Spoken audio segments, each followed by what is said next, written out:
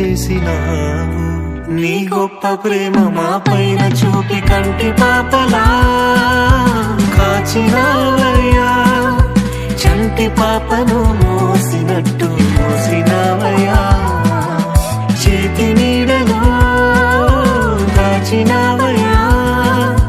తోడుగా మా ముందరే నడిచినావయ్యా. పోషించినావయ్యా, బలపరచినావయ్యా.